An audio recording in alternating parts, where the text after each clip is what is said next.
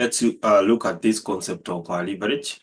When you talk about leverage, we are trying to say that you need to use more debt in order to increase your return on investment. Using more debt to increase the return on investment. So we can define leverage and say that it refers to the use of borrowed funds. It refers to the use of borrowed funds or debt to increase the potential return on investment. It refers to the use of borrowed fund or debt.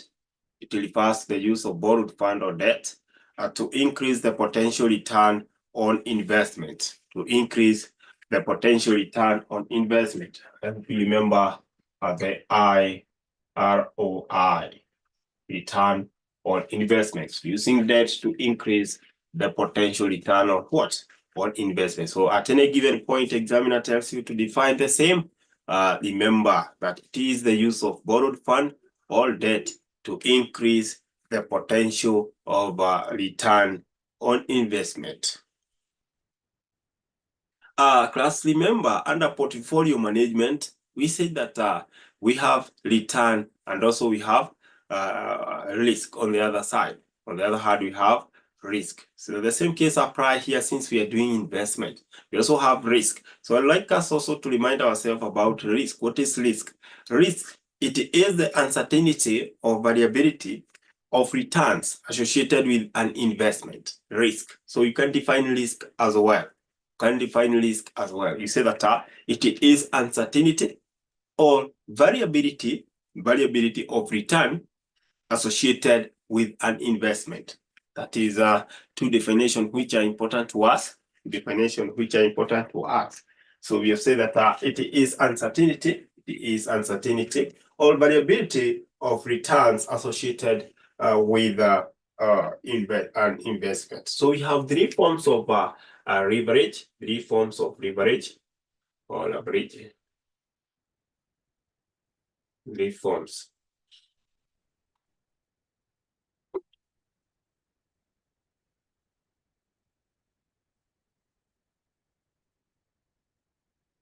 So we have three forms of leverage or leverage. Operating leverage. One is operating leverage. Operating leverage. We have number two, financing leverage. Number three, we have total leverage.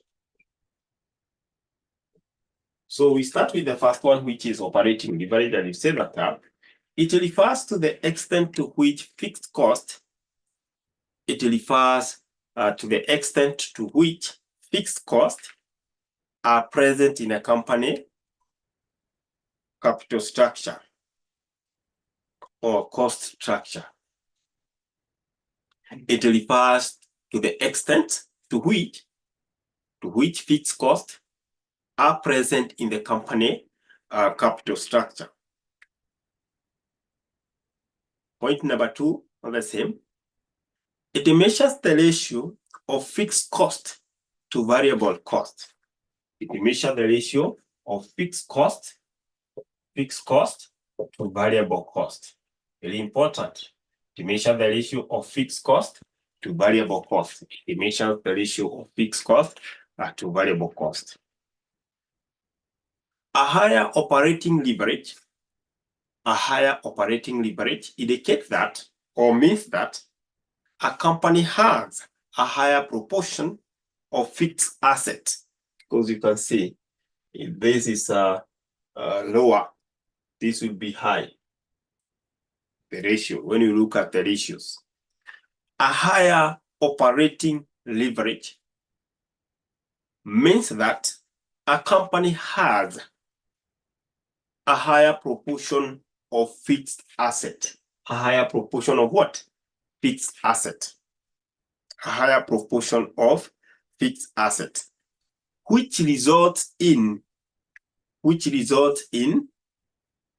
a greater impact on profitability, which results in a greater impact on profitability from changes in sales volume. From changes in what?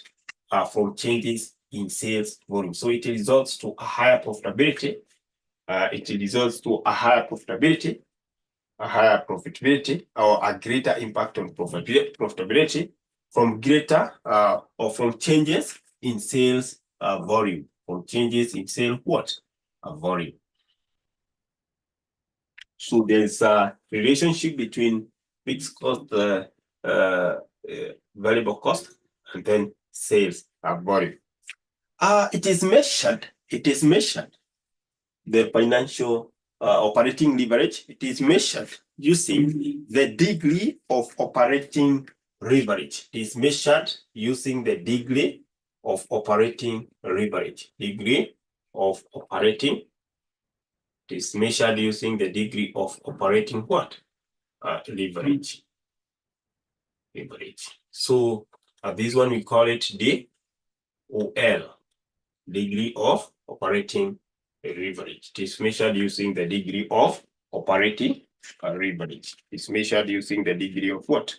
Operating leverage.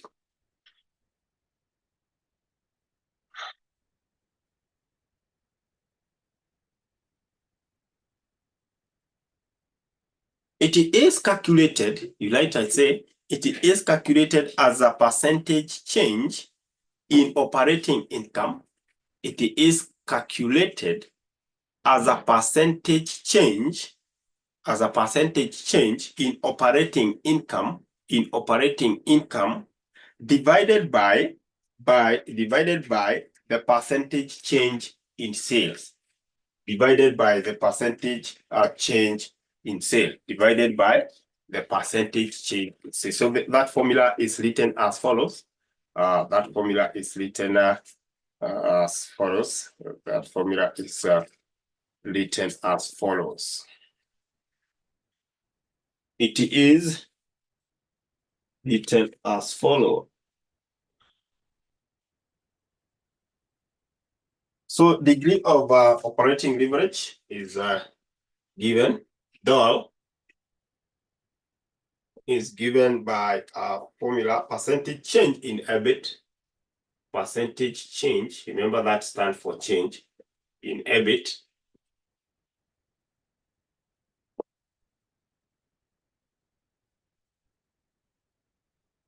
Divided by what? The percentage change in sales.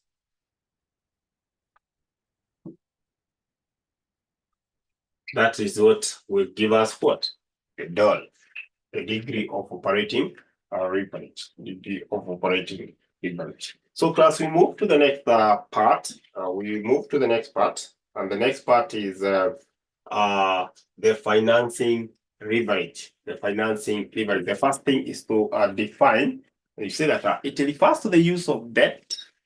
It refers to the use of debt. It refers to the use of debt.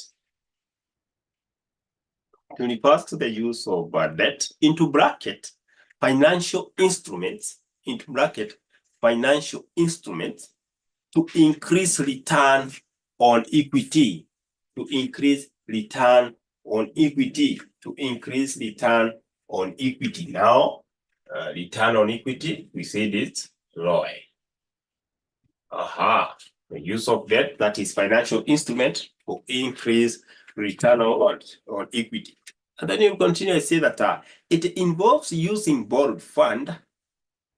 It involves using borrowed funds to finance operation, and investment with the aim of magnifying return to shareholder or return to shareholders. I repeat, it involves using borrowed funds. It involves using borrowed funds to finance operation, and investment with the aim of magnifying return to shareholders. With the aim of magnifying return to shareholders, we're trying to encourage or to make sure that the return to shareholder are maximized. So it is measured by degree of financial leverage. It is measured by degree of financial leverage. Degree of financial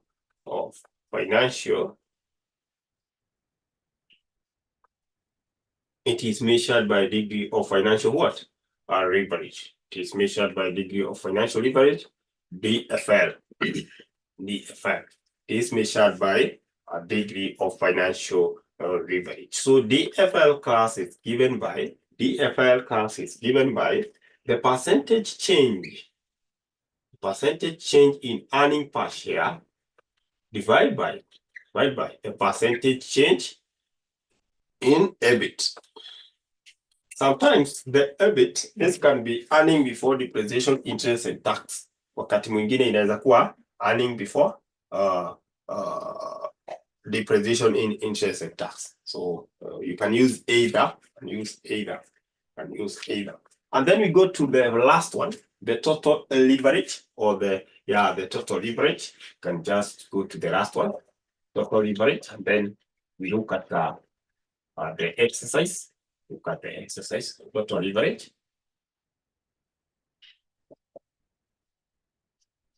Total leverage is the bad one. So the bad one. So we say that under total leverage, it is a combined effect of both operating leverage and financial leverage. It is a combined effect.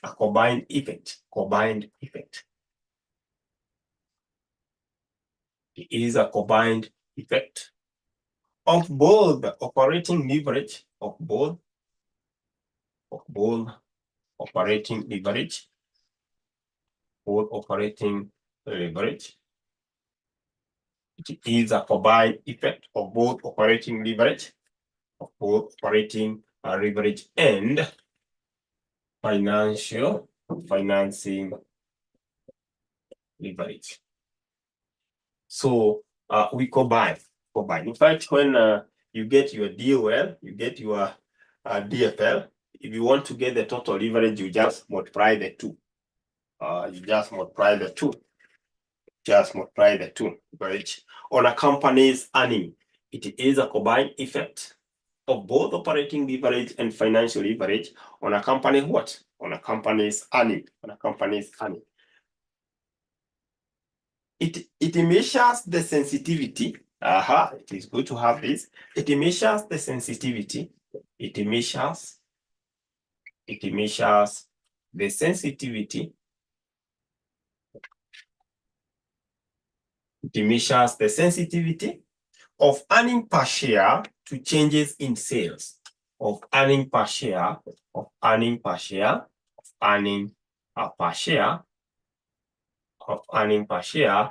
changes in what?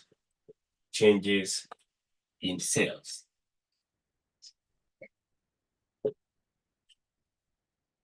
So degree of financial this is total leverage or combined leverage. Sometimes it's called DCL, degree of combined leverage, degree of combined. So ukipatana nayo hii combined leverage. So once you get also this DCL, degree of combined leverage, it's the same as the total leverage. So it is the formula is the total leverage, or the degree of combined leverage is given by DOL times DFL.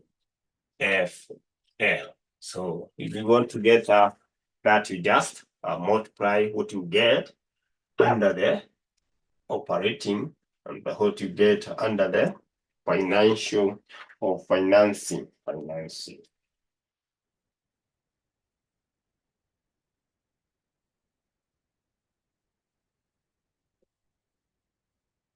And class, that is it. So these leverage will always help the company to know its performance, and also the shareholder to know the increase in earning, all the time. So class, why can't we look at the question. There is a question that somebody shared. Somebody shared. We can look at that question. I think it was tested in August 2023. It was question number 5D. Question number 5D. So we can look at it. We can look at it. Question number 5 dog. Question number 5 dog. Let's look at that question. Let's look at that question about Penda. I hope all of us are there. Can you confirm whether you're there? Penda Limited. Penda Limited. Are we there? Are we there, class? Are we there? Just confirm. Confirm. You wrote written down just a bit. Please. I'm waiting for confirmation whether we're there. We look at that question. It was tested in August 2023. Question number 5. Is it C? Yes, 5C. We there. Can you confirm? Confirm for me. Just typing Y for yes.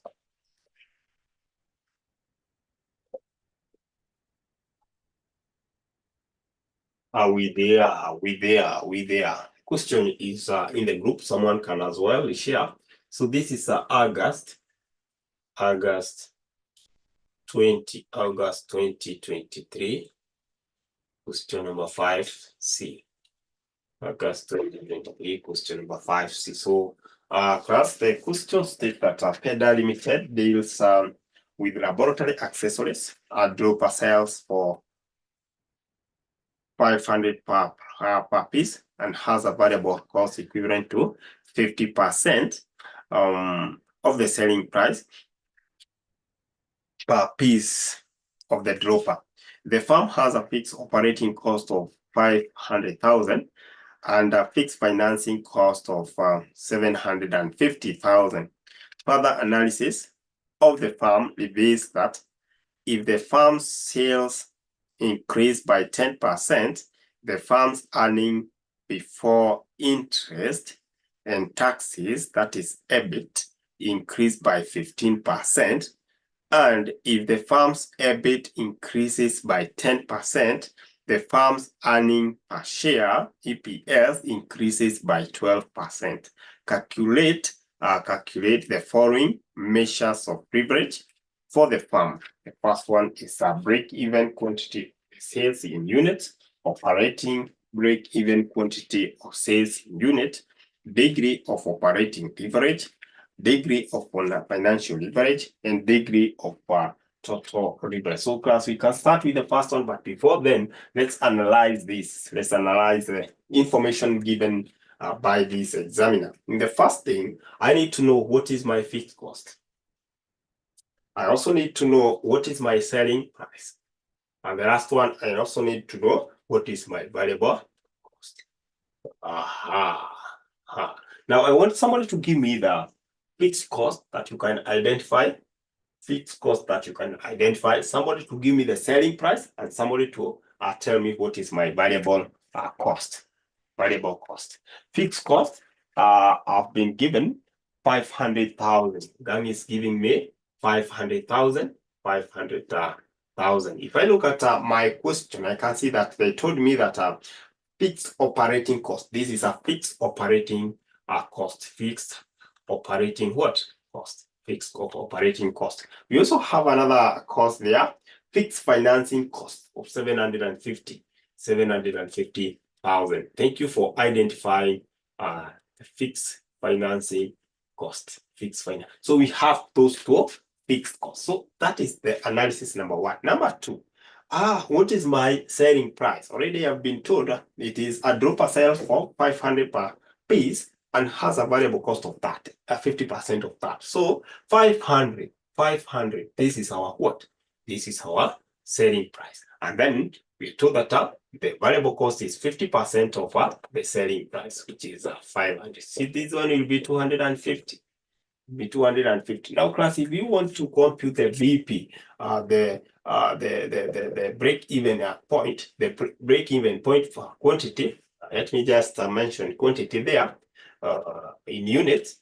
Units, of course, you know, quantity is calibrated in units. It will be simple. You need to take the fixed cost, you divide by the selling price, minus variable cost. Very important formula for everyone to note.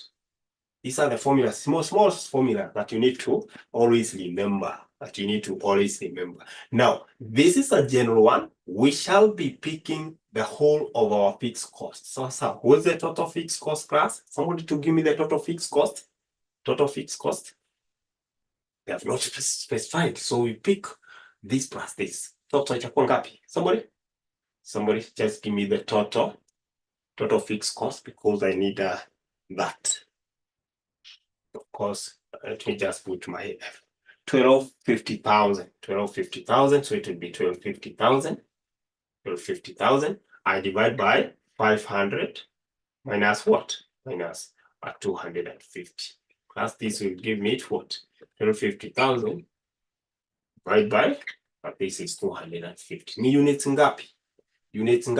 The break-even quantity of sales in units. Itakuwa ngapi? 5,000 units. 5,000 units. 5,000. It is always good to indicate that. 5,000. So if you're dealing with units, sawa. When you're measuring the degree of combined leverage, financial leverage, or any other, those one you can, if given in percentage in the question, you can give them in as number of times. So that is it. We can now look at Roman number 2, operating break-even quantity of the sales in units. So this Roman number 1, Roman number 2. Operating. So I'll just go with the operating whatever cost.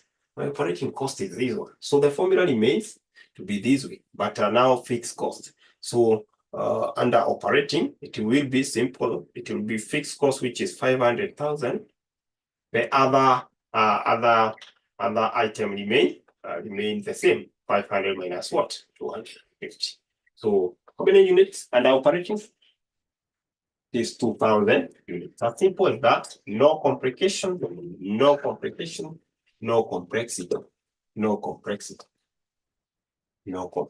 So that is it. Then we go to the degree of operating leverage. And I want somebody to remind us the formula of getting the degree of operating leverage formula. Because here you're just working with formulas. The degree of operating leverage. We say that it is given by the percentage change in what? Percentage change in somebody. This one I just expect you to give me so that it is sticking in mind.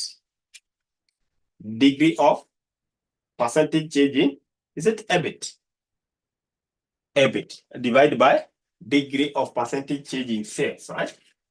So it is the percentage change in EBIT divided by percentage change in sales. So unaangalia tu, what was the percentage change in sales?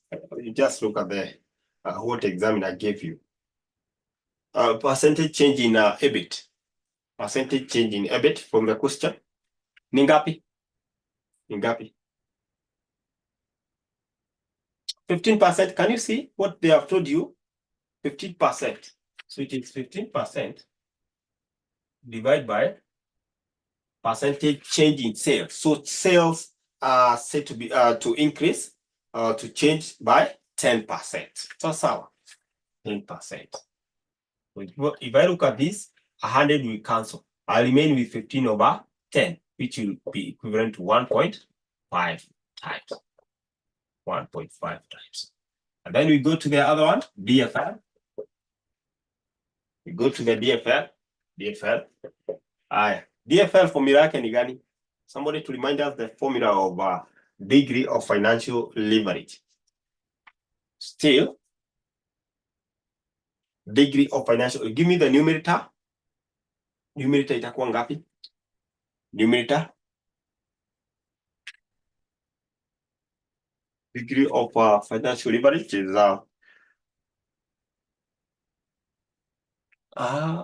DCL divided by DOL.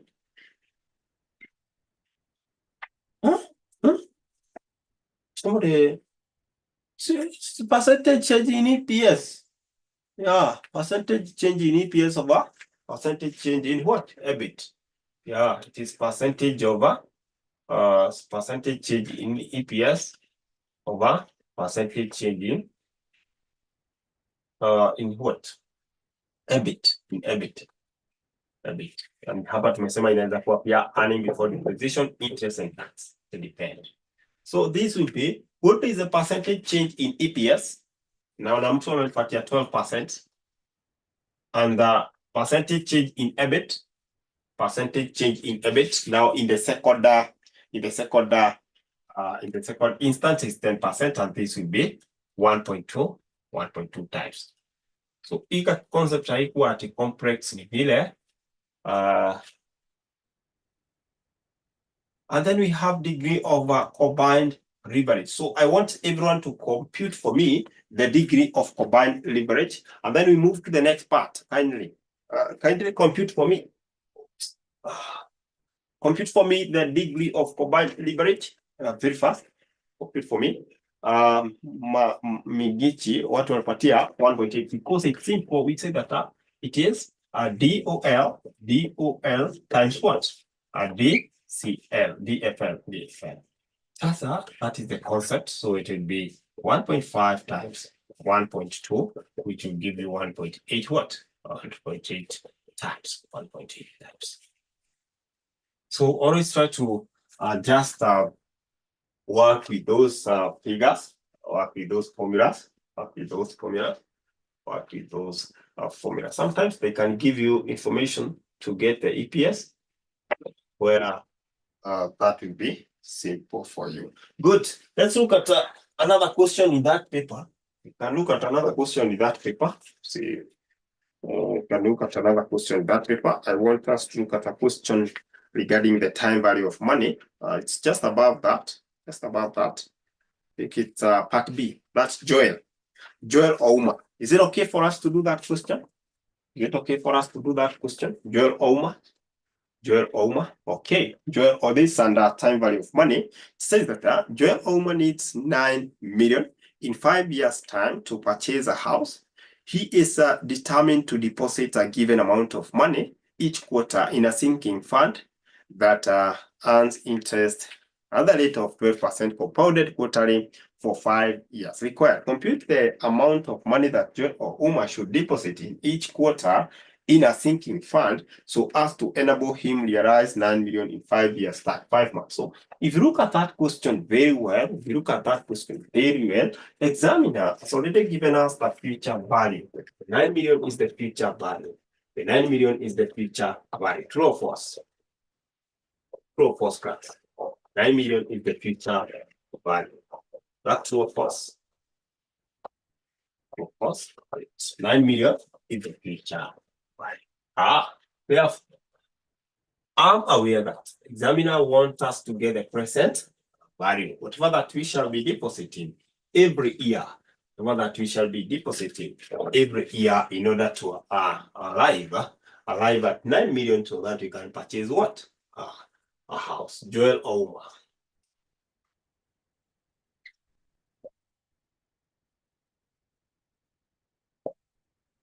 All right. So already we have our future value, which is 9 million. Present value class we don't have, but we have the rate. Rate ni ngapi? Rate ni ngapi? Lazima ametupea rate 12%. 12% compounded quarterly. Na tulisema kwamba compounded max kama hizi unapata haraka, hizi una save time nazo. Max kama hizi class una save time nazo very fast. Max kama hizi una save time nazo. So if it is compounded quarterly class, I would advise you to be doing this for the period. Period ni how much? Period ni miaka ngapi? Period is 5 years. Period is equal to 5 years. So I would advise just convert these things very fast. So for the period itakuwa 5 times 4, which will be 20 years. 20. Just say 20. Don't say years. Itakuwa 20. And then for the rate will be 12% over 4. Itakuwa ngapi? Ni 3%. 3%, si ndio? Yes, kweli. 3%. And now you come and remember the formula. This is we shall be dealing with the annuity, right? This is an annuity. An annuity. So when compounding annuity class, we use the formula 1 plus r raised to n without negative minus 1 divided by r. When compounding what? Annuity. When compounding lump sum class, we use the formula 1 plus r raised to n without what? Negative. But when we go to the other side of the discounting, I'll remind you also how we do it. So with that, we can get our future value here. Future value is given by the present value times what? Times this annuity or PVIF. FVIF, of course, is a FVIF. 1 plus r raised to n minus 1 divided by what? R. So you can come and finish it here. So I already know my future value. I want to get 9 million at the end of the day. What will be my present value? Because that is what I'm looking at. And then 1.12. It should not be 1 to now already. Just done what? Just divided, raised to n, which is 20, raised to n, which is 20 minus 1, divided by what? 0.03.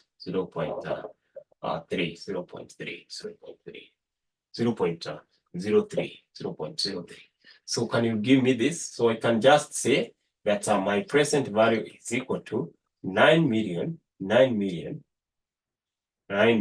divided by this answer here, 1.03 raised to 20 minus 1 divided by what? 0.03. Now who can give me the present value?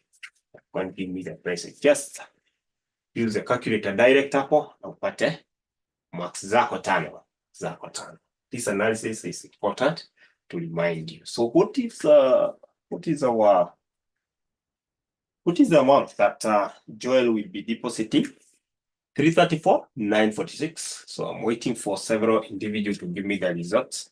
334,946,000. 334,946. I'm waiting for several individuals to give the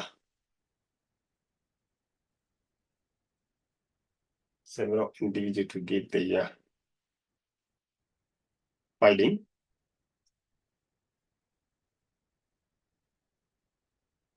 Najua hapa hiyo inasumbua, lakini it is always good to you can input the whole of this in your calculator. You can as well first of all work with the denominator.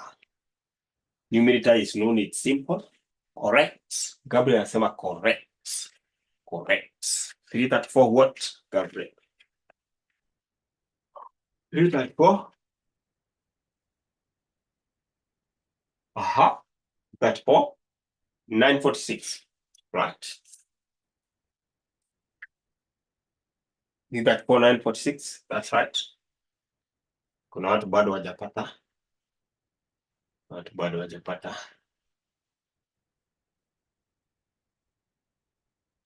946.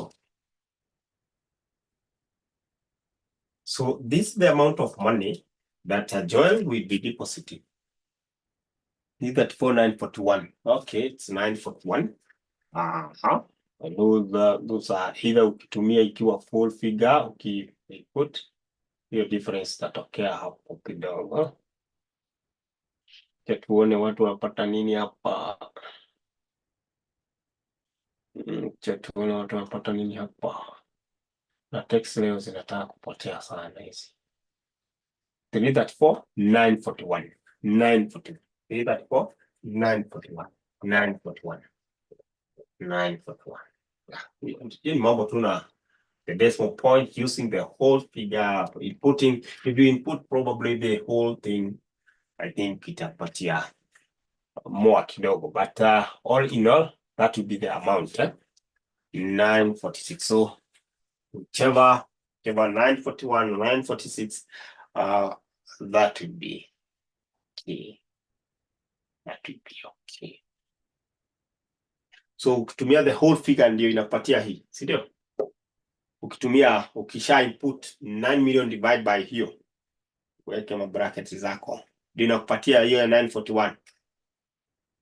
When the denominator become this. Yes. Ukiinput yote. Sasa to be very accurate, tafadhali, to be very accurate, weka input yote kwa calculator. Sababu the moment some decimal point, umeondoa vitu kadhaa, unakuta kwamba accuracy hapa itakuwa chini kidogo. Lakini utapata maki yako kwa sababu tushaona kwamba usawa huku na formula uko sawa. Tusema formula ni sawa, uandike formula sawa huko hata hapa kwa sawa. So utapata marks zako. Great. Class, that is it. That is it regarding that. Oh, I was to remind you on the discounting. You have looked at a compounding, discounting. It's always good mind you of this discount. So class, if you look at discounting of a lump sum, we are trying to find the present value. Here we want to determine the present value of a lump sum. Is 1 plus R raised to what? Negative N. Tunairudisha nyuma of an annuity. Then if you want to get the present value of an annuity, you use 1 minus 1 plus R raised to negative N divided by what? R. I hope you can see that this one is different. Tunachukua ni vice versa ya hii. Hizi formula ni kama zinafanana, only that una reverse kidogo. Kama hivi sasa, hii iko reversed. One ndio inatoa hapa, one ndio inatoa hizi. So you should note when discounting and when you are compounding.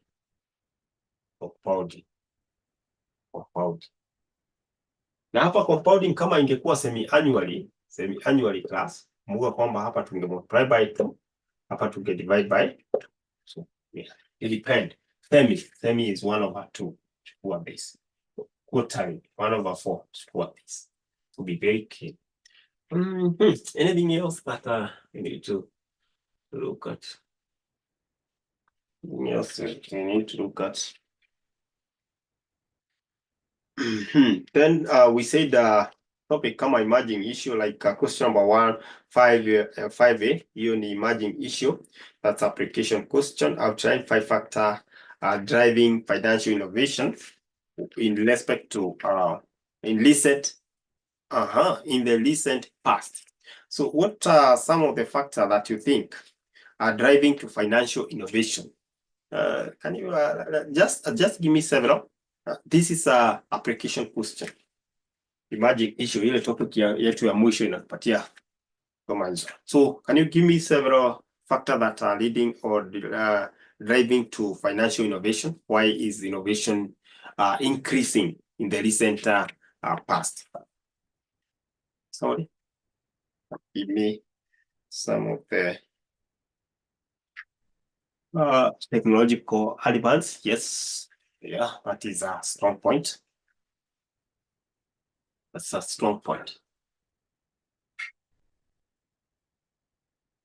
Kitambo hakukuwa mambo mingi, hakukuwa vitu kama M-Pesa, hakukuwa hizi hakukuwa M-Pesa.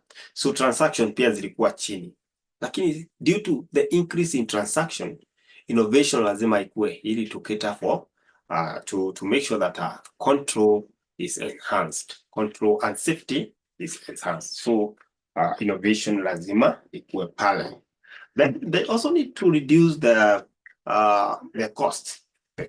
Yeah, to cut on cost on maybe the agency cost. They need to innovate. They need to competition. Yeah, competition.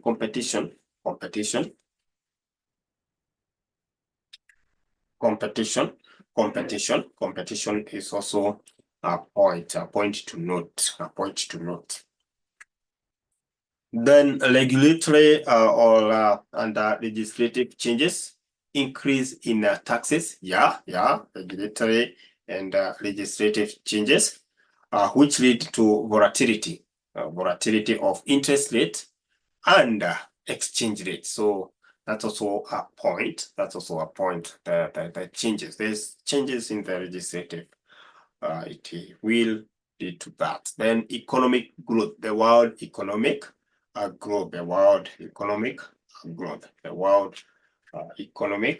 growth. Then there is that existing opportunities and increase in what? In liquidity of assets. Existing opportunity and increase in liquidity of assets. So those are some of the points that or factor that lead to what? To the increase in innovation in the recent past. So class, I think we should remind ourselves. We should remind ourselves on what? On this topic of valuation, business valuation. If but all business valuation, but all you are comfortable, we can remind ourselves something on under business valuation. True or false? Business valuation. Okay, let's just remind ourselves, because I think those were among the first topics that we covered. So if we remind ourselves on the same, they could be better to refresh our mind. Acha tuangalie hiyo swali yoyote yenye itakuwa pale.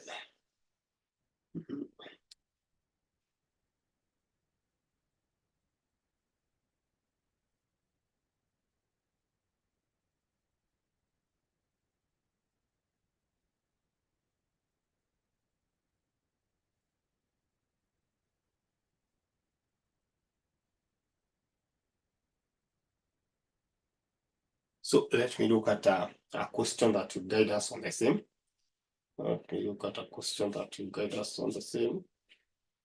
Okay. Yeah. Hold on.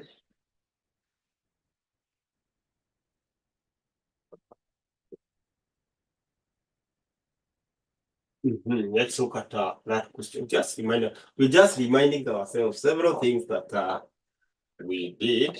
We remind ourselves and say tutafanya namna gani, kuwa namna gani, tunakuwa tunafanya namna gani, ile tu kuileta on top of our mind, to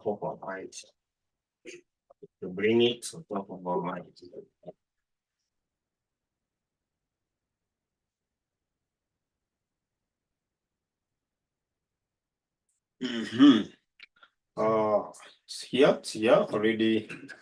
It's already with you.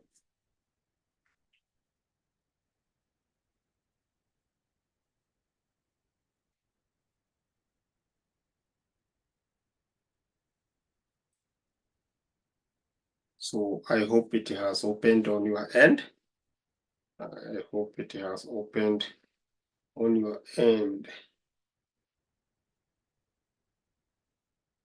So let's look at question number 1C. Tujikumbushe vitu hapa kidogo. Najua zingine zinasaulika, but once you remind yourself, it become easy. Chigiri Limited is a private company which intends to be listed in Security Exchange. The company has recently made a dividend issue of 3.2 per share.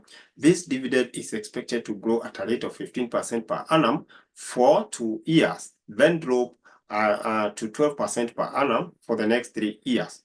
Thereafter, the dividend will grow at 6% per annum indefinitely. The required rate of return is 11%, determine the intrinsic value of the share. So you can see the number of marks. That's not a simple, small question. It's a very nice question. So we need to compute the intrinsic value. Intrinsic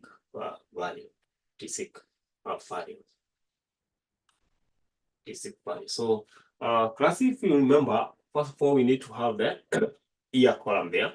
Then D1, somebody to remind us how you are getting D1. Najaribu kuleta things karibu kidogo. Things karibu kidogo. D1, how are we getting D1? Somebody to remind us just how we are getting D1. That will be better for us. D1. That is expected dividend. It's equal to D0 1 plus asante. Yes, those are things that you need to remember. D0 is given by D0 1 plus G. Then from there you are getting what? PVF. Of course it will be 11%. Then you get the present value. So muhimu sana ukipatana na swali kama hiyo kukumbuka hii. Muhimu sana ukipatana na swali kama hiyo kukumbuka hii. Asante. Asante. So in this case, I have year 1 to 6, year 3, 4, 5, and then 6 ni ya mwisho itaenda up to infinite. So I'm told year 1 to 2, what will be the percentage, what will be the change or the growth? Year 1 to 2. Ambiwa kwamba kuna the dividend is expected to grow at 15%, right? Hiyo itagrow na 15% hapa. Year 3 to 5, it's growing at 12%. And then the infinite is growing at 6%. 6% hapo. So I just know that my current dividend is 3.2. So it will grow with 1.15. So simpatie hiyo growth ya mwaka ya kwanza. Yaani, hizi vitu ukisha kumbuka venye zinafaa kwenda inakuwa easier. So nipatie hiyo growth ya mwaka ya kwanza.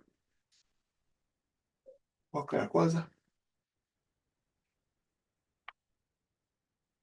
kwanza hapa. Mwaka ya kwanza. Let's grow that. 3.2 is the one you're multiplied by 1.15. See your growth. 3.68. Mwaka ya pili sio ndio itagrow. Na ina grow na 1.15. Haya, patie mwaka ya pili. And you should do it from your end. Itakuwa easier. 4.23. These are things nataka tuzipitie. Tunajikumbusha tu class. Haina maneno hii.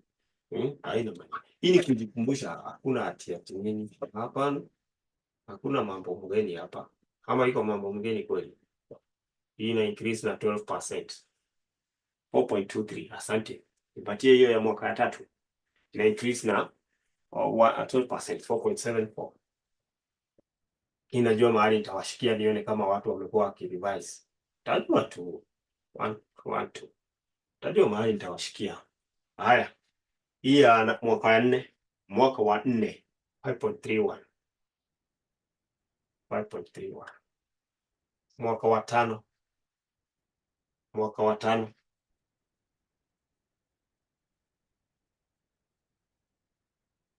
5. Sasa I want somebody to remind me, to tell me 6 to infinite. Tutapata namna gani? Tutapata namna gani? You can remind us here. There was a very nice formula, a very beautiful formula that we were using. Na hapa ndio sasa shida inakuanga hapo. Ukifika hapo unakuwa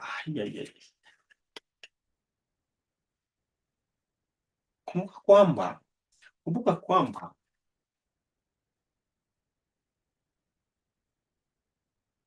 kuna ile ya ranges, naona sasa kuna Gabriel sasa. Gabriel, you are bringing us to the point. You are bringing us to the speed. You are bringing us to the speed. Despite the previous, I hope people can remember what you are trying to say during that time. KE minus what? Minus KE minus G. I hope people are able to remember that. Yes, exactly. Muchama. Megiji, yes, exactly. Kindly remember. You are 1 over R. I think I need also to remind you such. Taangalia kama hata ipo kwa hii. Taangalia swali. And look at the question. So can you use this formula and give us the D1 for this? One for this. For infinite. Itumia hiyo formula. So D5 already tumepata 5.95. 5.95. 1.06 divided by 0.11, 0.06. So unapata ngapi? Unapata ngapi? Unapata ngapi? Hiyo ndio tunaleta hapa sasa tuweze kusonga. How much are you getting? 126 points. So hiyo ndio tunaleta. Kindly usisahau hiyo. Then we get the PVF. PVF 11%. Itakuwa 0 point. PVF 11%. Let's move with speed. Na kuna mtu network inamsumbua pale. I don't know why. It's somebody. Network inamsumbua sana. So 0 point. PVF. Hii tulisema unaweza tumia kaka haraka 1 plus R. 1 plus R. This to negative N. Yaani hivyo haraka. So PVF ya kwanza. That means that is 1 point what? 1.11 raised to negative 1. 90.09. Nipatie ya pili, wacha tusonge tu faster. I want us to do more today. 81.16. Yeah, hiyo ingine next one. Tunasonga vizuri, tunaenda vizuri. 73.12. Make sure you are rounding off. Make sure that una round off. Yeah, hiyo ingine sasa tuko almost done. Tupatie mwaka 4. 65.87. Mwaka ya tano. I like this with this. That speed is very good. Let me see. This is Rinda. That is very good. 59.35. Asante. 59.35. I want somebody to tell me what will be the PV for my year 6 to infinite. PV. Drop. That is what I was waiting. I was waiting for that word. Drop. You drop what is there in the previous year. So can you give me the present value? Itakuwa tu, you pick this one, you multiply. 3.68 times that, you multiply. I wish that kila mtu ananipatia hizi. I wish that kila mtu anapatia hizi. Simpatia kwanza. Just multiply this times this. To 2 decimal place. 2 decimal places. 3.32. Yeah. 3.32. Tusonge hivyo. Remember nataka tufanye vitu mob. Nataka tujikumbushe. Ni kujikumbusha hata. 4.3. Haya, hiyo ingine. Unasonga vizuri. Hiyo ingine. Asante. 3.47. We almost done. Year 4. Mwaka wa 4.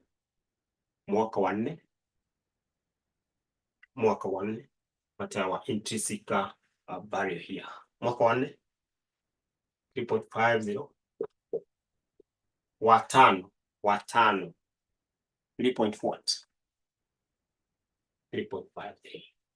Na ya mwisho itakuwa mingi kidogo. You obvious to infinite. Obvious expect to get mingi kidogo. 74.86. Patie our intrinsic value summation. Sum all this, you add. Summation, you add all those. Patie intrinsic value.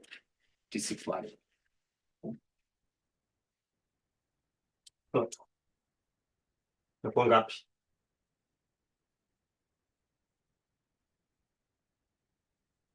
$92.1. Mkono juu, watu walikuwa wamesahau lakini sasa wamekumbuka. Mkono juu. Kwa wale walikuwa wamesahau lakini sasa wamekumbuka. Mkono juu. Kwa wale walikuwa wamesahau lakini wamekumbuka sasa. Mkono juu kwa wenye walikuwa wamesahau lakini wamekumbuka. Mkono juu. CIFA. Wacha tukumbuke. All right, let's go to part this is question 2. Question 2 part C. We also need to remind ourselves something under that. Question 2 passive. Question 2 apati Muchama. Mambo ni mengi. Unajua mambo ni mengi. Sasa hizi zilikuwa among the first things zenye tulianza nazo. You can really forget. You can tend to forget kwa sababu sasa mambo ni mengi. Mambo ni mengi. Lakini we are here to remind each other. So let's look at question 2. Oh guys, you are able to do question 2C. Are you able to do question 2C? 2C. Look at 2C. Angalia hiyo swali vizuri and then tell me whether you can remember. 2C.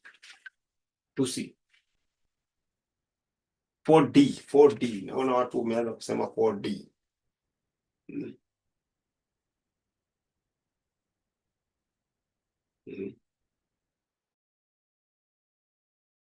Kumbuka. So let's look at 2C. James Chiwende is considering the purchase of a 4-year 1200,000 per value bond. The bond has a coupon interest rate of 10% per annum. The investor's required rate of return is 8%, and we are told to get the current value of the bond. So to see the current value of the bond.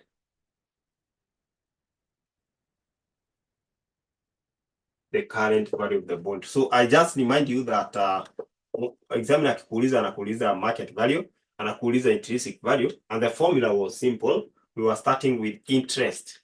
You get interest, and then you discount this interest, and the interest is an annuity. Sawa. How many years? 4 years. Which percentage? The rate. The cost of whatever. Ni ngapi? 8%. 8%. And then you plus redemption value when you wanakumbuka redemption value, and then this one we were discounting. For the redemption value class, you are discounting using PVIF or PVIFA. Redemption value.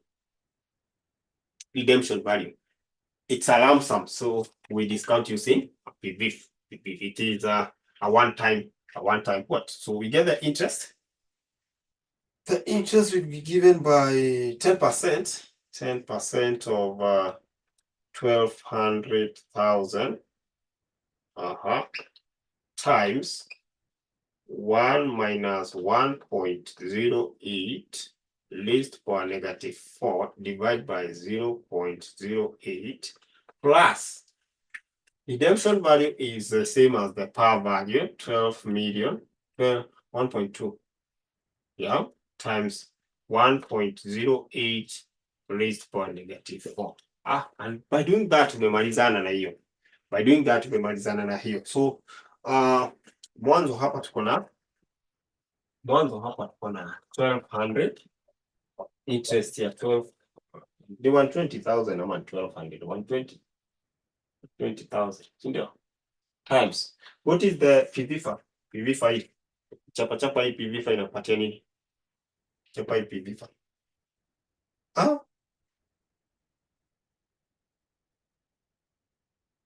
Wait a minute.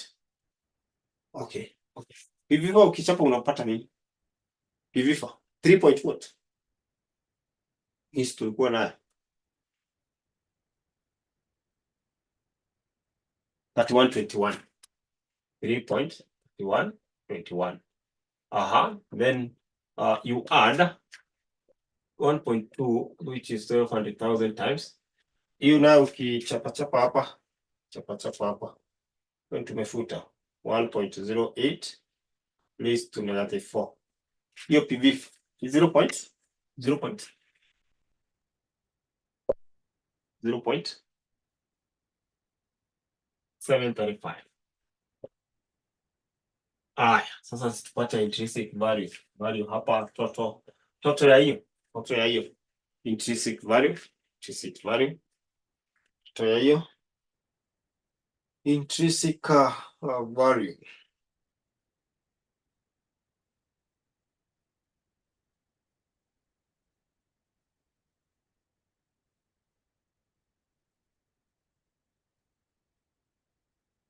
Intrinsic value mnapata ngapi? Intrinsic value mnapata ngapi? Intrinsic value mnapata 1290, 12 452 79 12 79 452. I hope still umekumbuka hiyo. I hope still umekumbuka hiyo. I hope still umekumbuka hiyo. Oops.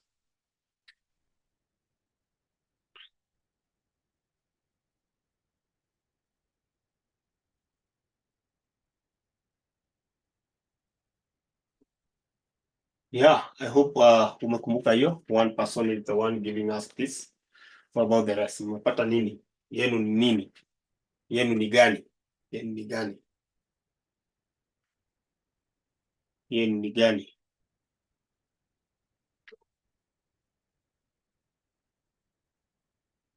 Yeah. It's correct. Correct. All right, no worries. Then somebody was requesting question 4D. These under capital reasoning. The capital reasoning.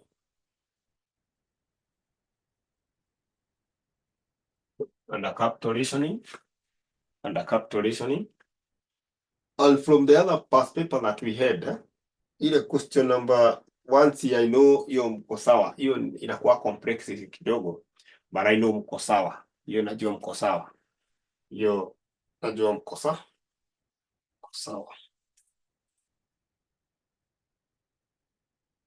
But still there's another concept nimekumbuka, we also need to remind ourselves. It's another concept. I look at that question. Let's first of all look at this. We remind ourselves on this. This is Laika. Laika Limited has identified 5 investment projects with the following details. Investment project A to E. Then we have initial outlay. We have net present value of investment surplus. And then at a given point umepatana na hii swali kama hii. Una swali kama hii. Ukipatana na swali kama hii, what you do is that you first of all need to get the formula. We did question 4D in the kama tumefanya hiyo gang, tusonge now to the hii paper haina WM. WM is not that common. WM is not that common. Iko na WACC. Can you guys let me give you some few minutes. You try question number 2A. So wewe Muchama can you rise us with the gang? Hiyo swali tulifanya. Hatuwezi sasa india tena saa hii. Hatukufanya kweni hawa watu ama watu ni wenye hawaku attend class. Sasa kama namna Kirubo, wewe uliingia lini? Sasa mnataka aje tufanye tena? Hatukufanya. Ala, wewe gang, tulifanya lini? Gang, tulifanya lini? Have we done that really? Okay, we are trying to remind ourselves. So, can we do it? Tufanye tena. We have not. Okay, we did it. Okay, let's do it. Let's do it then. Wacha tujikumbushe whether we did it.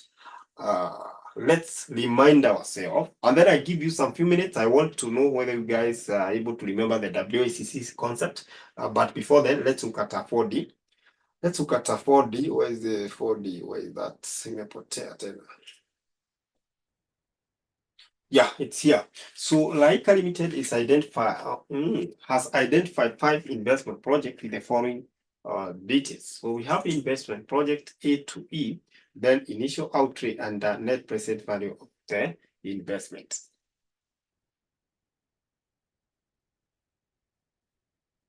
No worries, gang. No worries. Just agree with you, and we're doing revision. Hakuna shida. Gang, just agree and we move. They're not opposing. We agree. Gang, are we together? Yes. They just want to refresh. Sawa. They just want to refresh. Their mind.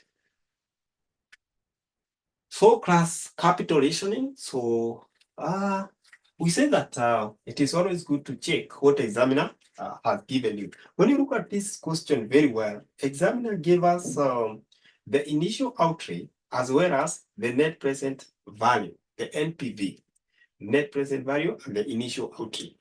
And we have additional information. None of the investment project could be delayed. Amount of available for investment is limited to 300 million. Therefore, the company cannot undertake all the investment projects. All the 5 projects are divisible. Advise the management of Laika on the most appropriate investment project to undertake. That means we shall be ranking these projects, according to their what? To their profitability. And therefore, I advise you to use what? The profitability index method. Profitability index method. And to get the profitability index, that we know that is given by the present value over initial outlay. Initial outlay. What the examiner did not tell you is that the present value is hidden. The present value is hidden. So you can have this project. You can have this project. You can have initial outlay. Initial outlay. We can have NPV, and these are in million. In million, shillings are in million.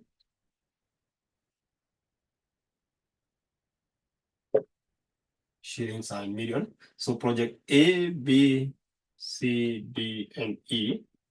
So initial outlay for any ngapi. Initial outlay, let's say it come from that end. It will be easier for me. Initial outlay in ngapi. Give me initial outlay 120. Next one. Next one. 160. Ingine tusonge tu hivyo, it will be easier. Or 90 na 100, 90, 100. Fanye tu. Ya mwisho 110. Asante. Haya. And then NPV, net present value ya kwanza 190, 110. 100, 90, 110. Inafuatana hivyo. Salome. 190, 110 iko sawa?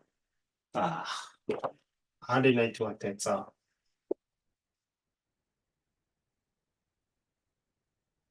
Haya, sawa. So give me the net present value venye tu wamepeana pale. Ya kwanza ya A. Ya A. 4. 24. Is it 24, 43.2? 24, 43.2. Next one. Hiyo ingine nipatie ya tatu. 17. Ya nne tumalizie. Nataka tumalize tufanye kitu kingine. 21.6. 21.6 tumalize tu 19.8.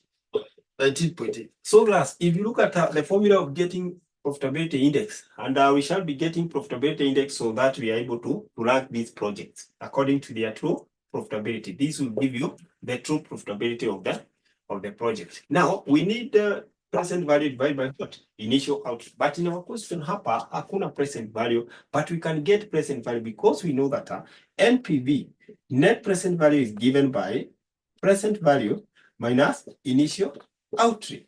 Sasa tunaweza pata hii. Tunaweza pata present value. So present value yetu itakuwa NPV plus initial outlay. So wacha tupate column nyingine hapa ya present value. So present value ya kwanza ni 144. Class, do you agree? Do you agree that our present value is 144? Sasa nipatie hizo zingine. Ya pili, hiyo ingine. 203.2. Nataka tukue hapa. Next 117. Hiyo ingine asante. 117 sawa. Next one. Hii tuko hapa sasa. 111.6. Na ya mwisho tupate ya mwisho tumalizane na hiyo stari. 129.8. Asante. So we all agree that that is our what? Present value. Now, can we get our PI? And get our PI because we know it's given by PV of our initial outlay. So can we get the profitability index so that we are able to rank this project? So nipatie PI ya kwanza ya A, ya project A. It is present value which is 144 divided by the initial what? Initial outage. So kitu inakuguide ni formula 1.2. 1.2. Ya pili. So to 2 decimal point itakuwa mzuri 1.27. Haya, ingine sasa 1.17. Mimi ndiye mnafanya hii by the way and you are doing it well. So na mwenye hafuati, mwenye haweki hizo namba pale. Alafu make sure that at least you are able to grab. Give me the last one. The last one. It is 1.18. So class, according to the PI, which project is the most profitable? Which project? Ni gani ina rank number 1? Kwa sababu tunataka ranking hapa. Cha kwanza ni adjust hapa kidogo. Tunaweza weka ranking hapa. Rank. Weka rank hapo. Rank. I hope it's visible. So mtu ameniambia B ina rank number 1. Yeah. This will rank number 1. Haya, number 2 project yenye profit yake iko ni hii C, yeah? C ina rank number 2. Ama C. Oh, hiyo ndio D, hiyo ni D. Okay, ni sawa tu, ni 2. Oh, ni 2 ni D. Sawa. Then number 3 project yenye profit yake iko juu kidogo ni this, Sindio? Hai. Ni E. Si 20 iko juu ya ni. Alafu this rank number 4. Alafu hii ndio project ina rank number 5. Sasa under capital rationing you look at the amount of money that you have. Kama manager umepewa hiyo pesa, enda undertake those projects. So the amount of money that we have class, the amount of money that we have ni pesa ngapi? Tuko na pesa ngapi? The budget, pesa iko ngapi? Yeah, 300 million. Sasa you ask yourself, this 300 million, my friend, you have to budget and say that we must first of all undertake the most profitable project. Yani we look for the priority. You come hapa, useme, mmeniambia hii ndio the most profitable. So B, so project hapa. So unazipanga kulingana na, I need to adjust kidogo. Acha to adjust hapa kidogo, already you have the information. So project hapa, so most profitable ni B. Hiyo ndio tutaanza ku undertake. Then D. Unazipanga, then followed by A. Unapanga A hapa, followed by E. Panga E hapa, na followed by C. Unaweka C hapa. Sawa. So hizo project tushazipanga according to their true profitability. So what is the amount required, initial outlay required for each project? B, amount required is 160 million. Of course, this is the shillings are in million. Niweke hapa million. Shillings are in million. Haya, next one ni D. D tunalikuwa 110. Next one is A, tunalikuwa 120. Next one is E. E ndio 110. Mbona D na confused? D ni 90. D ni 90 class. D ni 90. I hope you see that. Yeah, D ni 90, asante.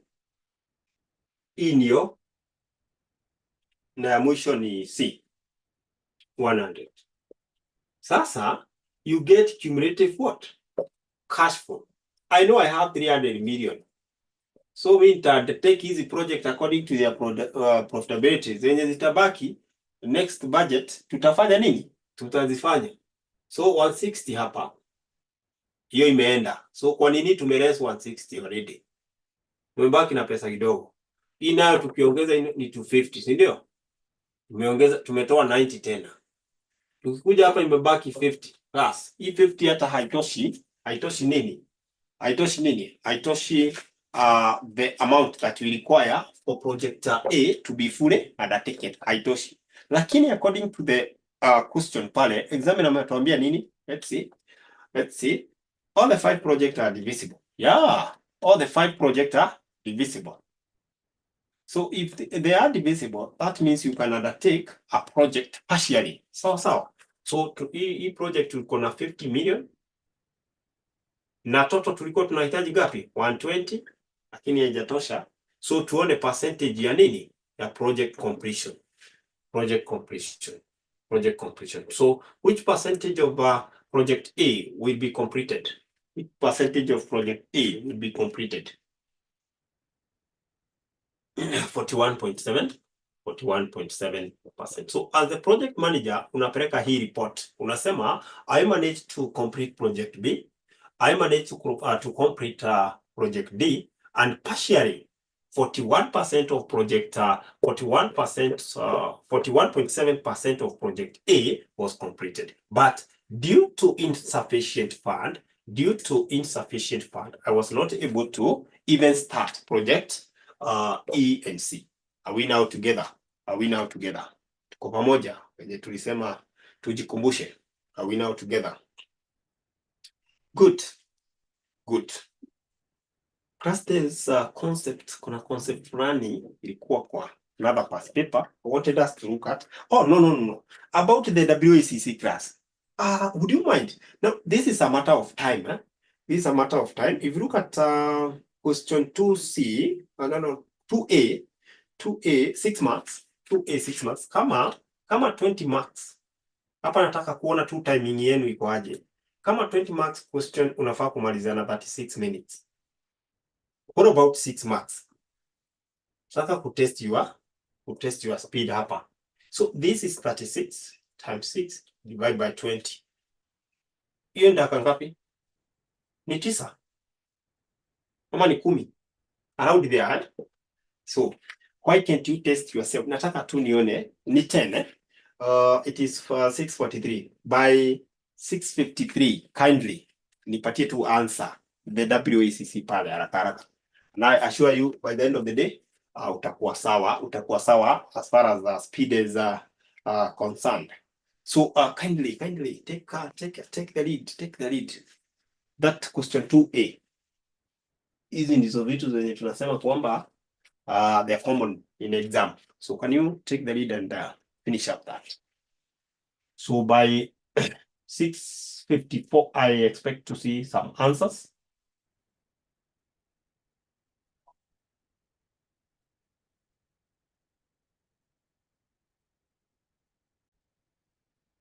I hope you can be able to gauge your speed. I hope you can be able to gauge. Now among the three, okay, tuko na one day, kuna mmoja amejiongeza pale. All right, sawa. You can gauge your time, your speed. Gauge your speed because hiyo ndio speed unahitajika kuwa nayo kwa mtihani, hiyo speed sasa. So for the remaining time, uzuri financial management ndio itakuwa ya mwisho kule. Haya. Sasa tunataka tuone kati ya wamekuja kadhaa, sawa. Wamekuja kadhaa, hiyo ni mzuri. Kati ya wale wenye wametuma answer zao pale, we need to confirm something. Have you managed to utilize the essay speed and accuracy thing? That's what we need to look at here. So these are question that really so need to trace it.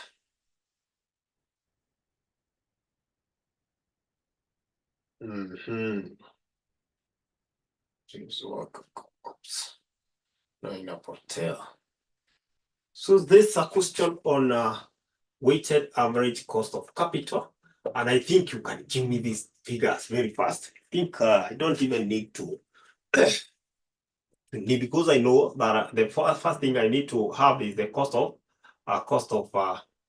capital, and I'm going to start with the KE, and I know the formula of KE is DO 1 plus G divided by PO, which is the market price, plus G. So class, what is our DO? Do we have the DO from the question? Where's our DO? Give me the DO very fast. DO, somebody? 2. 1 plus, what is our G? Our G, 0 point. G tumepewa, hizo vitu umepewa pale. G ni 0.1, okay, divide by PO, market price ya ordinary share. Hapo unaangalia ordinary share, KE under ordinary share 80 plus 0.1. What is our KE class? Maybe you can give it as a percentage, as a decimal. Percentage sawa, patia. What is our KE? 12.75. Tumemalizana, mark that one. Then we go to the KD, the cost of debenture. First of all, you identify the type of debenture that you are dealing with. Is it redeemable debenture? Is it redeemable debenture? Redeemable or irredeemable? Irredeemable. So class, tulisema kwamba kujikumbusha tu, this is where you have the number of period.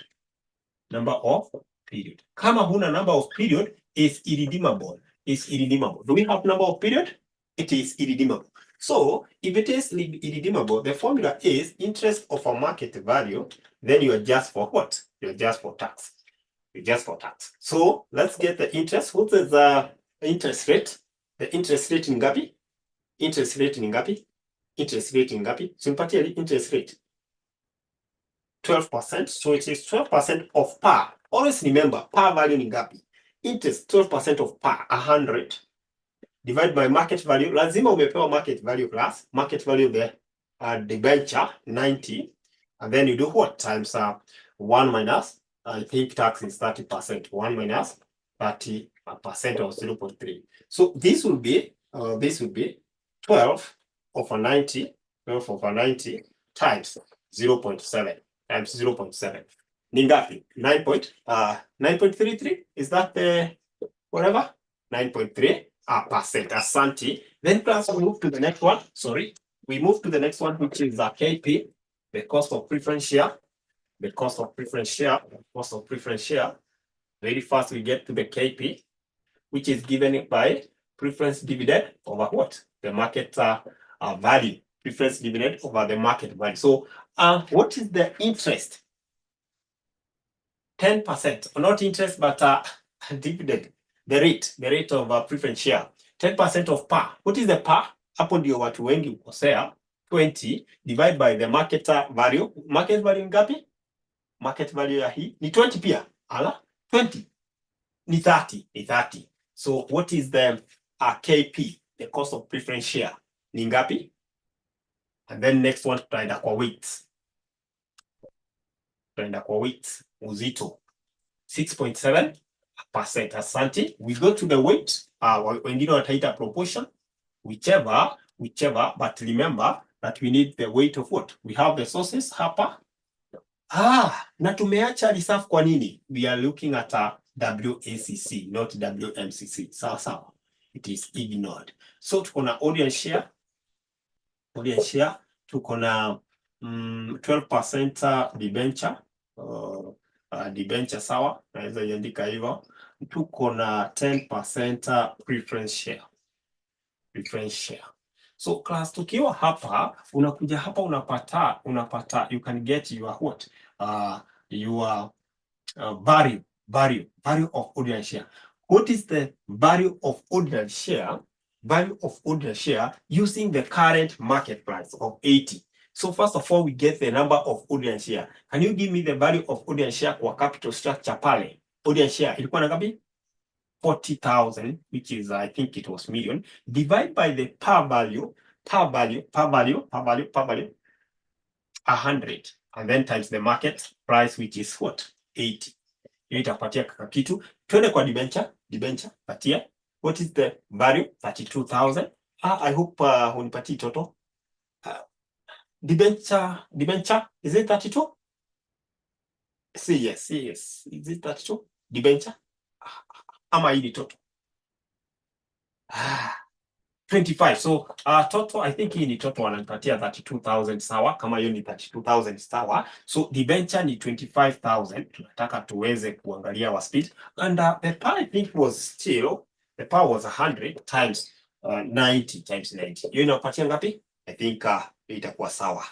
Itakuwa sawa tukisonga hivyo. 22,500. 22,500. You guys are good.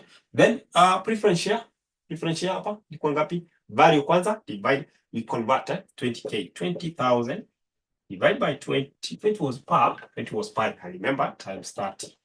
Unapata ngapi? Unapata ngapi? Upate hiyo, tuchape hiyo haraka haraka. Hiyo speed ndio tunataka 30,000.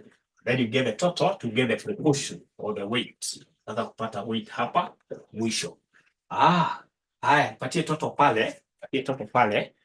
Patie total 84,500. So this is 84,500. So tulisema 2 decimal point ni sawa 0.0.0 point. Patieni hiyo weight ili nipate wakaka hapa ACC. So unapata 38. Next one ya pili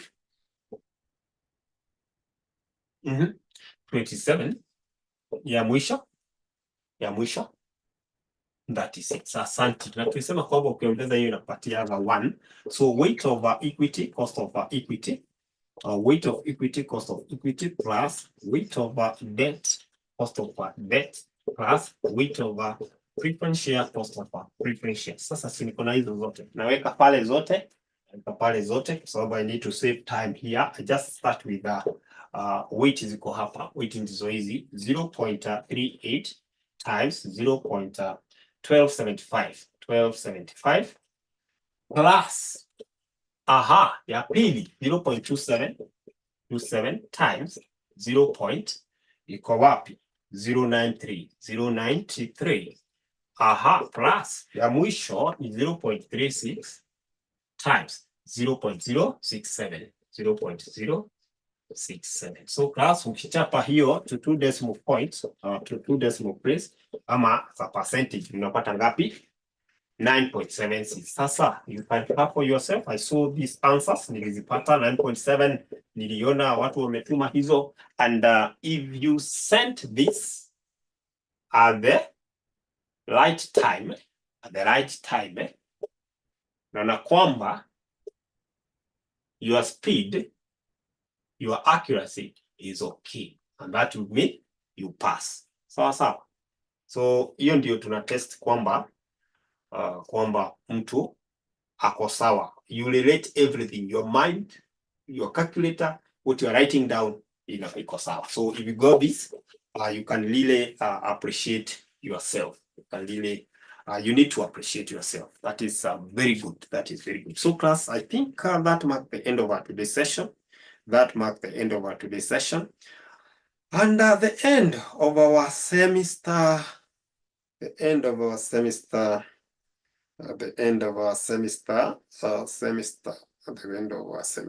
Good. End of our semester. And having done that, maybe you can mention some of the things that you need to be very keen of. Anything to do with the replacement, kindly check. That is under capital budgeting.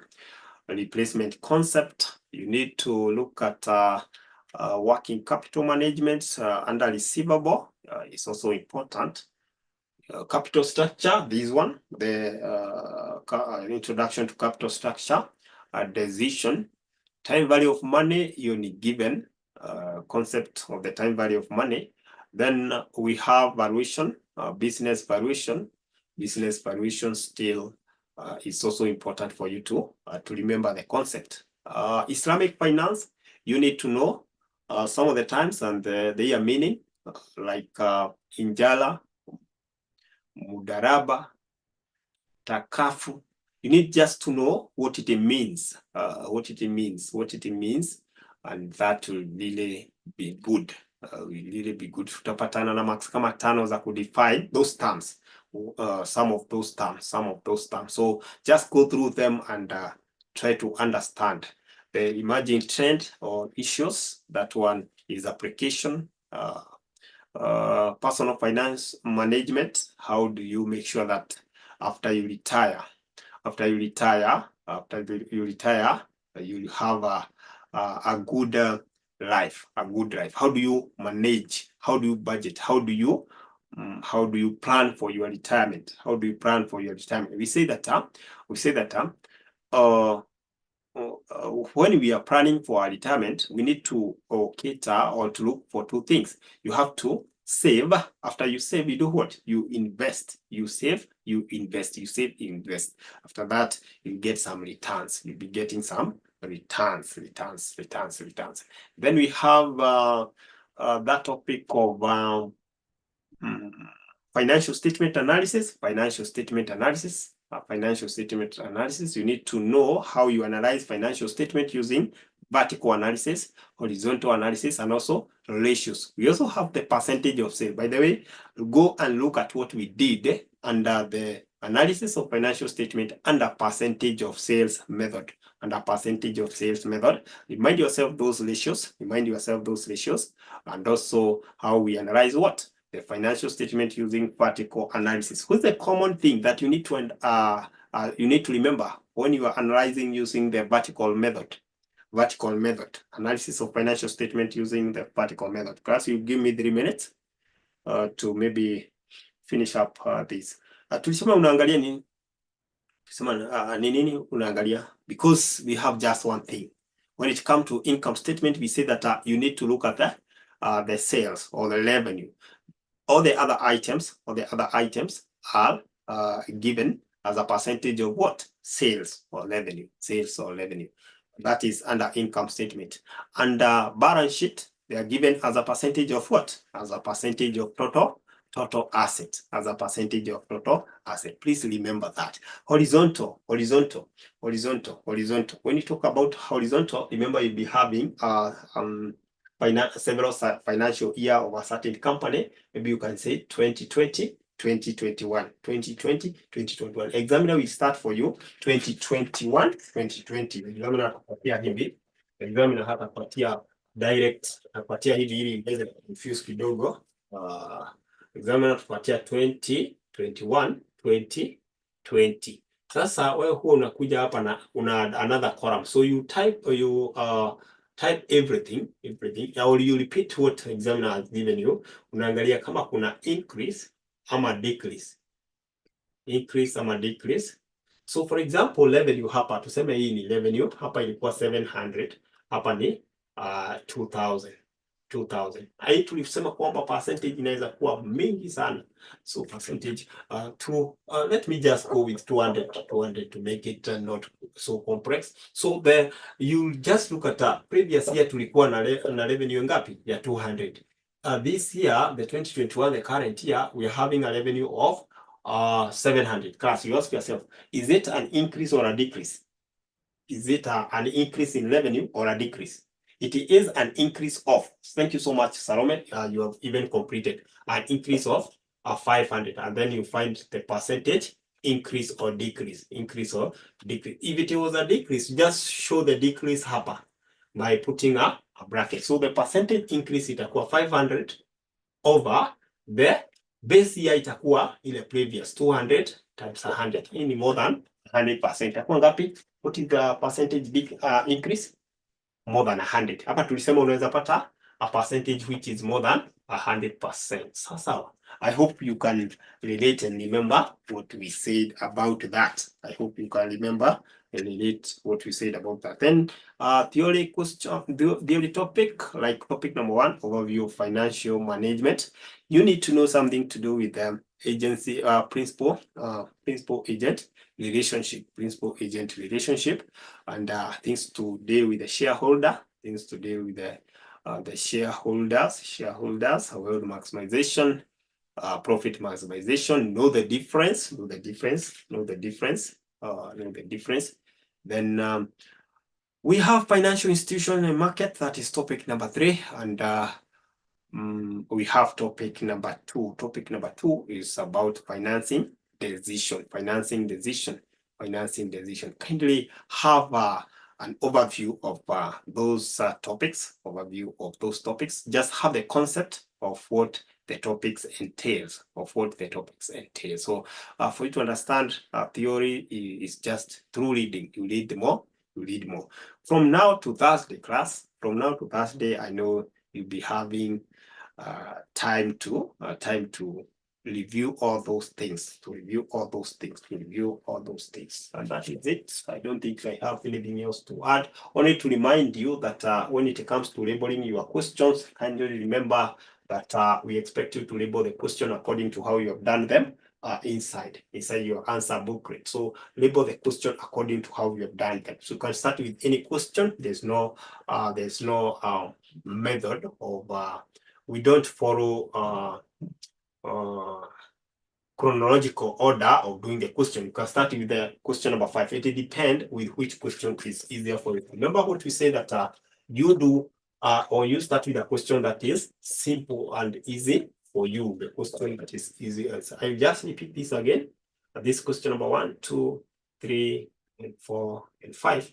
Just repeat this. So we say that the first thing is to start with the analysis of the question. You analyze and find that this question you can get 15 marks. This question you can get 8 marks. This you can get 9. This you can get 20. This you can get 19. So class, when you go to answering the question, you start with the question that suits you better. So question number 4 is the one you start with. So at the answer booklet, at the cover page, please come and indicate question number 4 there.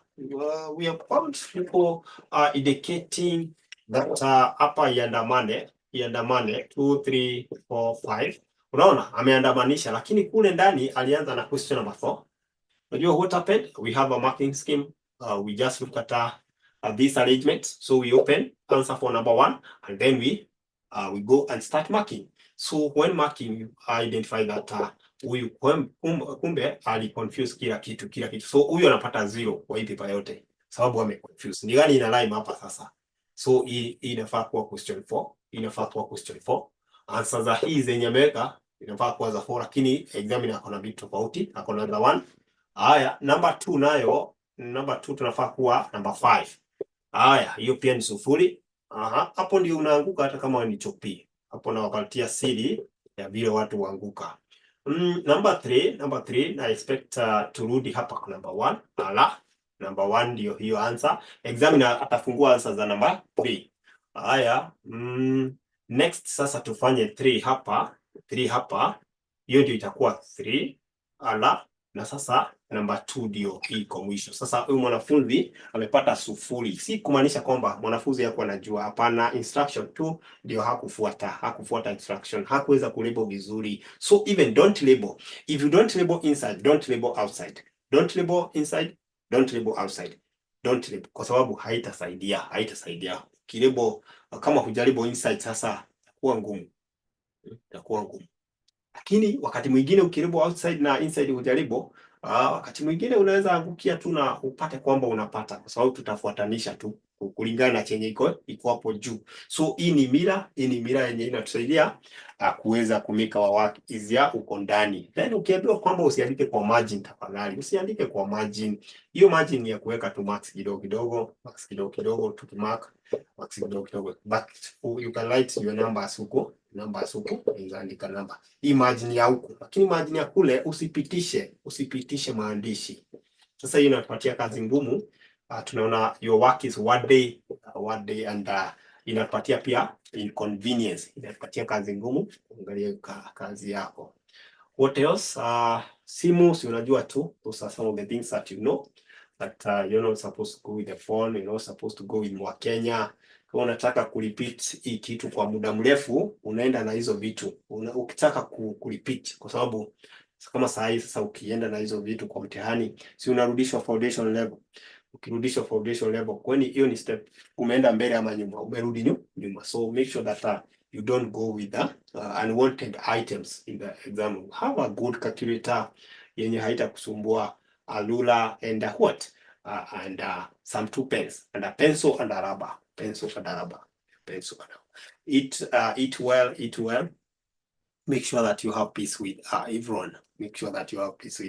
So class, I think that is marking the end of our today's session. I need to wish all of you best of luck or best wishes in your forthcoming exam. And today I'd like somebody to take through a word of prayer, a general word of prayer. Gang, are you ready? Are you ready to take us through, uko kule majuu? Gang, are you ready to take us through? Gang is not ready. I wanted a gent today. Amos wananyamaza sana jameni. Amos, who is Steve? Steve is there. Ayuko. Steve, are you in? Okay. Muchama. Yes, Muchama. So, Steve, I think you can pray for these people so that tuwaweke kwa mkono wa Mungu. Things happen, but with God everything is possible. Everything is possible. Ndio unaweza kusoma and then mambo tu inatokea. So those are the things that we want to tell God to help us to overcome until we do the exam. So Muchama has been our class rep together with who? Muchama and who? Muchama and alikuwa Fatima, yes. We appreciate you guys. You've done a great job. So what we can wish is that for you guys to pass. Hiyo ndio tu kitu tunaweza wapatia. So Muchama, you can kick off.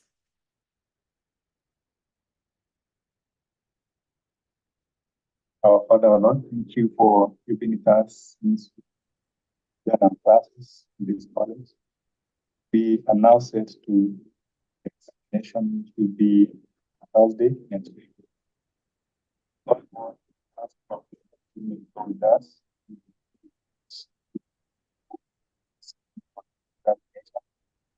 Make us, we make them, that everyone will find.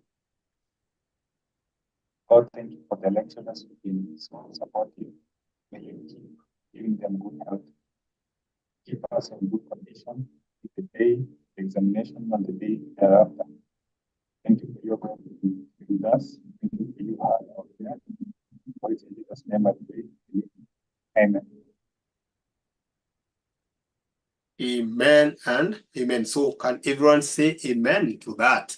Thank you so much, Muchama, Steve, known as Steve in the group. Thank you so much, and may God bless you too. May God bless you too. So guys, take courage to, I know this is not the first paper or exam that you're doing. You've done very many exams from nursery school up to this stage, and I know that you're going to make it. So the thing is, you take courage and you face this thing with courage. Not overconfidence, no, courage. Not overconfidence, courage. So that is it, class. Let's wind it at that point. Best wishes to all of you. Asante na mkuwe na wakati mwema. If you have any question, you can always reach at me. You can always reach at me. Wakati mwingine mambo ni mengi, lakini we shall overcome. Asanteni sana na Mungu awabariki. Goodbye. Asante.